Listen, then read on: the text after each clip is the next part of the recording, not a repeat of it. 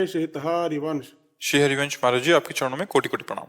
गुरुदेव, क्या मेरा ये जीवन परिवार की सेवा में ही निकल जाएगा? आपकी आज्ञा अनुसार ग्रस्त जीवन का तो निर्वाह परिवार सदाचार। सेवा भी तो भगवान की सेवा, अगर ऐसा मान लेते हैं तो परेशानी क्या है?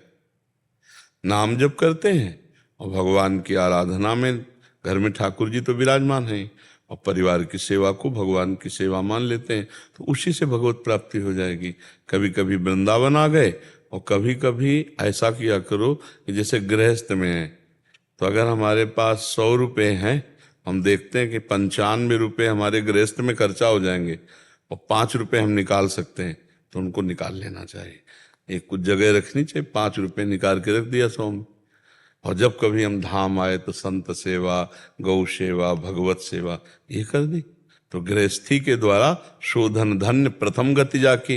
वो धन धन्य है जो प्रथम गति। अपनी जब 20 रोटी बनी तो 2 रोटी निकाल ली, एक में कौआ पक्षियों को दे दिया, एक गाय को दे दिया। बाहर खड़े होके देखा कोई अतिथि कोई संत ने। तो गृहस्थी में यही धर्म से भगवत प्राप्ति हो जाती है।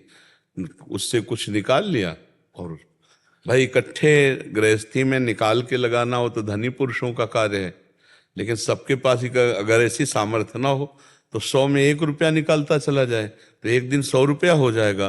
तो 100 रुपया के अगर हम एक गाय को भी भरपेट भोजन पवा दिए तो हो गया, काफी है। गरीब आदमी के द्वारा थोड़ा भी किया हुआ धर्म महान फल देने वाला होता है, क्योंकि धर्म पूर्वक धन कमाता है, तो थोड़ा निकालना चाहिए उससे अपनी सामर्थ्य के अनुसार, और फिर तीर्थों में धर्म क्षेत्रों में जाकर उसका सदुपयोग कर देना चाहिए।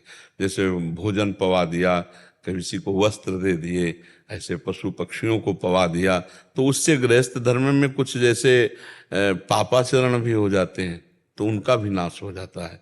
तीर्थ याटन करना चाहिए, भगवत धामों की यात्रा करनी चाहिए।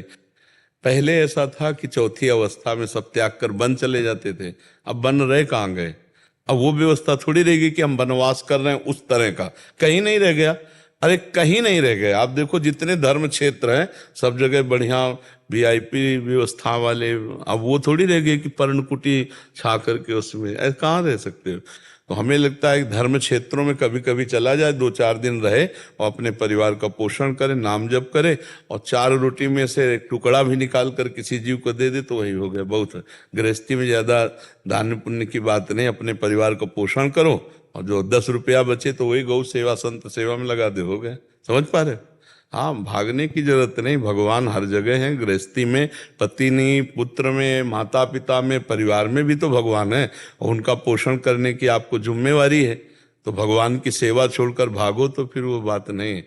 उनका पोषण करो। यही जैसे तुम्हें माता पिता ने इतना सयाना किया, ऐसे तुम अपने पुत्रों को शयाना करके उनको व्यापार रोजगार आदि नौकरी आदि दो, और अपने माता पिता का अगर विराजमान है तो पूर्ण भगवत भाव से सेवा करो। फिर पति पत्नी दोनों मिलकर के महीना 15 दिन धाम वास किया, वहाँ वास किया, नाम जप किया, भगवत